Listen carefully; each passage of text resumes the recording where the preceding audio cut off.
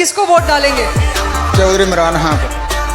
चौधरी इमरान खान? चौधरी इमरान खान आपने चौधरी बना दिया? जेल में भी चौधरी कर रहे हैं।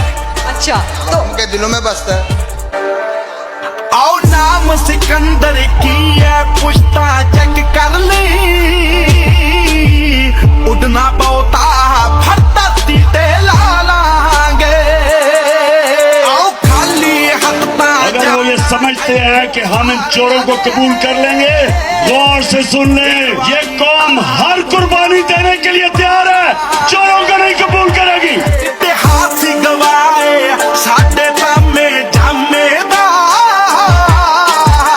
तख्तो ताज रखे ने जुत्ती दिया नोकां पे। मेरे गाला तूने मेरी कौम को जगा दिया है, वज़ारत-ए-उज़्मा तो उसके सामने कुछ नहीं है।